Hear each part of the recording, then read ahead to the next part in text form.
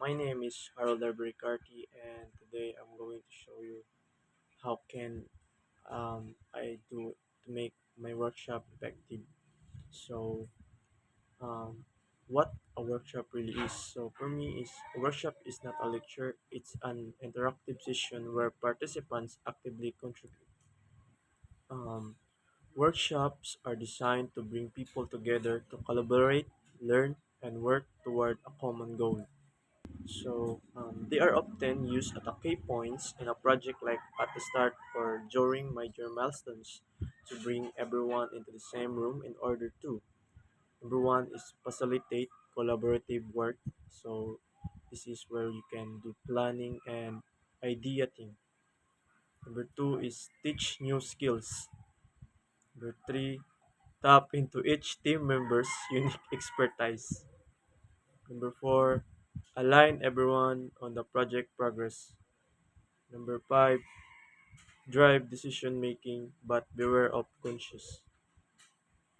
So, a great workshop requires preparation. Here's how you can do this. So, how to prepare a great workshop. There are five things to do to make your workshop a great workshop. Number one is analyzing. Number two is planning. Number three is developing. Number four is rehearsing. Number five is evaluating. So, what is analyzing? Analyzing is you must be confident it's the best way to get the outcome you need. When it's not the case, a workshop becomes an entertainment or a time waster. And you must be clear on the purpose of the workshop. So there's things that you need. Why do you need a workshop? Do you need a workshop for that? And what outputs do you want to have by the end of the session? Then, if you can't answer these questions, a workshop may not be the best to approach. Number two is what is planning? So, start planning with the end in mind. Picture the outcomes you want to work on backwards. So, this is how you create a detailed agenda that outlines key moments, activities, what you will tell participants and ask them to do, timing, rules, who does what, materials needed. The clearer your plan, the easier it will be to execute. And tip is at each moment of the day, you should be able to picture exactly what you do with your audience. Number three is developing. So this is where you create an actual content from workshop, invitation to slide to templates. It may sound obvious, but sometimes we're quick at getting into creation mode, while actually the content already exists. Make sure to search for what has already made before you get into creating new account. There's a reason I make a distinction between planning and developing. Both activities require a different mindset. Planning is about structure, developing is about content. So, if you think that you're going to reuse the content, I encourage you to write a detailed script and even record a workshop. This will allow you to get other team members to run similar workshops.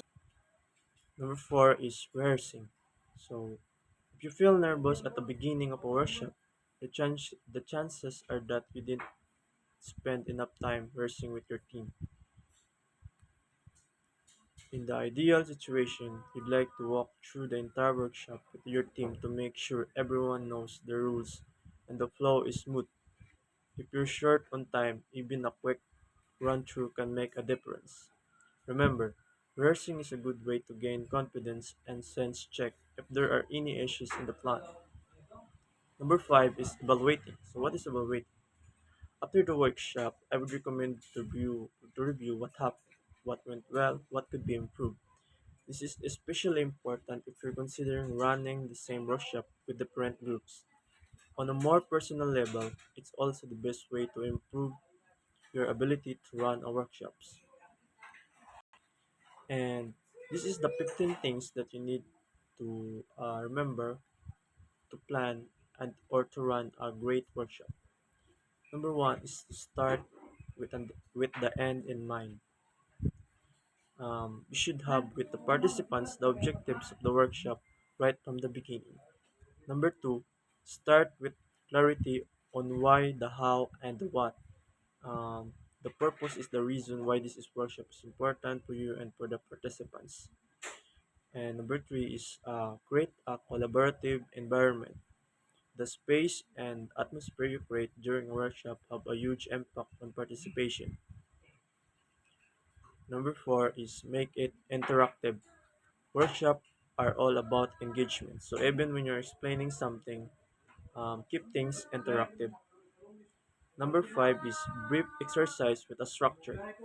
Every exercise in your workshop should follow a clear framework, purpose, process, and the payoff. And number six is teach with context. There are three things to keep in mind when you plan to teach something new. Number one is starting point. Number two, learning objectives. Number three is context of use. Number seven is manage the group energy. So workshops are as much about energy as they are about content.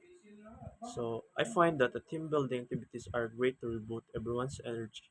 You can also change their energy in the room by borrowing activities, make the participants stand up, move to other room, or get them to work in pairs or reflect on their own. Number eight is adjust your style as needed. As the facilitator, you're the guide. Every participant takes their cues from you, so it's important to read the room and adapt your state to lead the group. Number nine is be an engaging speaker. Though workshops aren't lectures, your ability to engage the audience matters.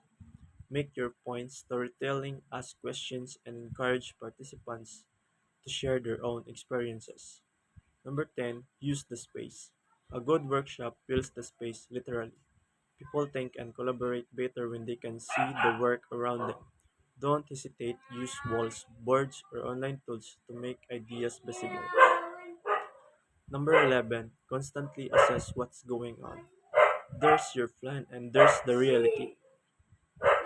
In preparing for battle, I have always found that plans are useless, but planning is indispensable. Number 12 is encourage collaboration. Having many participants means there are a lot of different opinions in the room. As a workshop are about collaboration, it's important that the team stays open-minded. Number 13 highlights the progress. Throughout the workshop, remind participants of the progress being made. Keep the outputs visible and walk them through the key achievements step by step. This reinforces the value of their contributions and everyone will be motivated. Number 14 is follow up. After the workshop, keep the momentum going.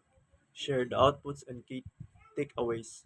Clarify next steps and assign actions. Make sure each action has an owner and a deadline to ensure accountability.